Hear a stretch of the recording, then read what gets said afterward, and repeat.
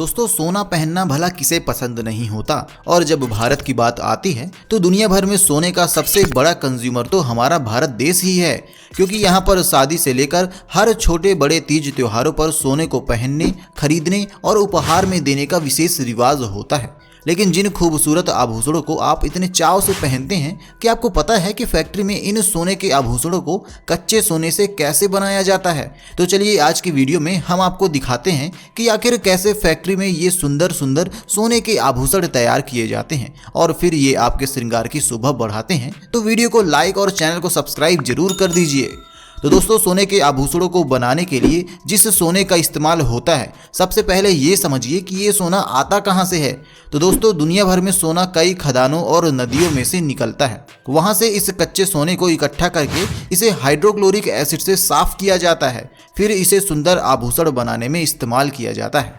तो gold biscuit के बारे में आपका क्या ख्याल है? तो चलिए सबसे पहले गोल्ड बिस्किट बनाने का प्रोसेस समझते हैं। इसके लिए कच्चे सोने के टुकड़े को सोने के बिस्किट के फ्रेम में डाला जाता है, फिर इसे पिघलने के लिए गर्म भट्टी में डाल दिया जाता है और इसके बाद सांचे में से बिस्किट को निकालकर इसकी फिनिशिंग होती है। फिर मशीनों की मदद से हॉलमार्क लगाकर इसे बेचने के लिए भेज दिया जाता है। तो अब सोने की चैन बनाने का प्रोसेस भी समझ लीजिए। दोस्तों पहले ज़माने में इतनी आधुनिक मशीनें और टेक्नोलॉजी नहीं होती थी, तो सोने के सभी आभूषणों को कारीगर अपने हाथ से बेहद बारीक काम करते हुए बनाते थे।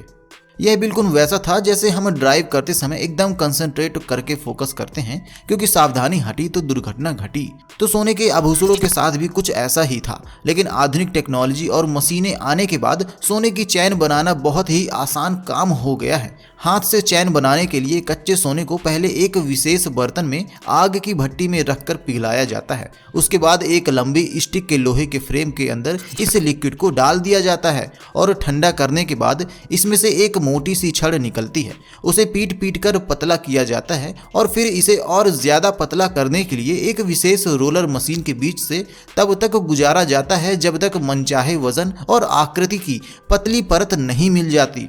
फिर जब ये एक लंबी छड़ बन जाती है, इसे फिर एक और मशीन में डाला जाता है जो इस लंबी सी छड़ को एक तार में बदल देती है। अब आती है सोने के तार से छल्ले बनाने की बारी, जिसके लिए इसे एक गोल रॉड के ऊपर घुमाया जाता है। यह बिल्कुल वैसे ही स्प्रिंग बन जाती है जैसे स्प्रिंग वाले पेन में लगी होती है और उसके बाद इसमें कट लगा दिए जाते हैं जो छोटे छोटे छल्ले मिल जाते हैं।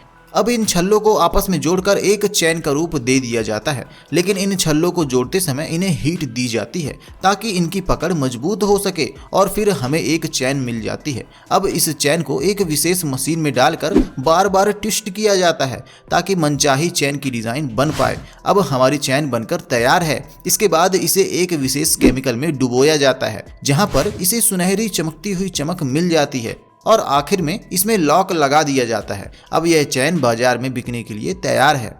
लेकिन दोस्तों आज के ज़माने में ये सारा काम मशीनों से बड़ी आसानी से हो जाता है। इसके लिए कच्चे सोने को मशीन में डालकर पहले पिघलाया जाता है और यह मशीन इस कच्चे सोने को पिघलाकर एक सोने के तार में बदल देती है। अब तार को फिर से उसी रोलर मशीन में घुमाया जाता है, जहाँ पर यह पतली सी छड़ बन जाता है। अब इन सोने के तारों को एक विशेष मशीन में डाला जाता है, जहाँ पर यह मशीनें अपनी रोबोटिक हैंड से ऑटोमेटिकली ही इन्हें एक विशेष चैन की डिज़ाइन में दे देते हैं और इससे आप अपनी पसंद डिजाइन बना सकते हैं, वह भी बड़ी आसानी से। इसके लिए आपको स्कैनर में अपनी मनचाही डिजाइन का प्रिंट रखना होगा और यह रोबोटिक हैंड्स उसी डिजाइन की चैन आपको बनाकर दे देंगे और फिर वर्कर्स इन चैन को वजन और साइज के हिसाब से काट लेते हैं और इसमें लॉक लगाकर इन्हें फिनिशिंग टच देने के बाद बाजार में बेचने के लिए उपलब्ध कराते हैं।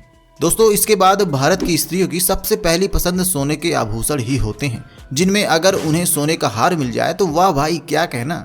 तो चलिए आपको बताते हैं फैक्ट्रीज में यह सोने के सुंदर हार आखिर बनाए कैसे जाते हैं। लेकिन अगर आप यह सोचते हैं कि इन सोने के खूबसूरत हारों को भी मशीनों द्वारा बनाया जाता है, तो आप यहाँ पर बिल्कुल गलत है, क्योंकि सोने के हारों में बहुत ही बारीक काम होता है। इसीलिए इन्हें कारीगर अपनी मेहनत और लगन से बनाते हैं। इसके लिए एक चिपकन वाले गत्ते का इस्तेमाल किया जाता है, जिस पर अपनी डिज़ाइन के हिसाब से पहले ही कच्चा मटेरियल जैसे कि सोने के मोती, सोने की चैन और अलग अलग डिजाइन के नमूने सोने की परतों से बना लेते हैं और फिर इस डिजाइन के हिसाब से इस चिपकन वाले गत्ते पर वह उन नमूनों को सेट कर देते हैं।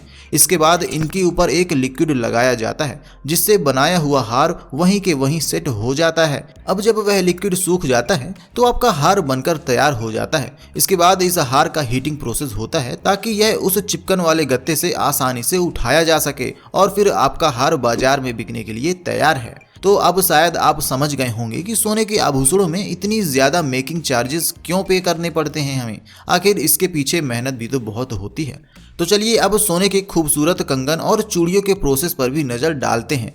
तो दोस्तों, इन सोने के कंगन को बनाने के लिए सबसे पहले कच्चे सोने को एक भट्टी में से डालकर गिराया जाता है और उसके बाद लोहे के फ्रेम में डालकर एक रॉड तैयार कर ली जाती है। अब इस रॉड को हथौड़े से पीटकर पतला किया जाता है। उसके बाद उसे रोलर मशीन में डालकर उन्हें और पतला और लंबा किया जाता है।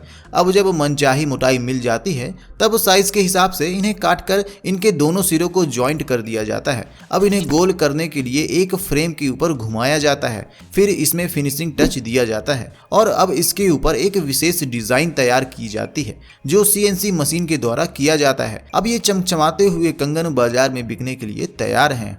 दोस्तों, सोने के आभूषणों को बनाने के लिए आधुनिक टेक्नोलॉजी में सबसे ज्यादा लेजर मशीन का योगदान होता है। इसमें सोने को मनचाही आकृति में ढाला जा सकता है और अपने मन मुताबिक जेवर बनाए जा सकते हैं।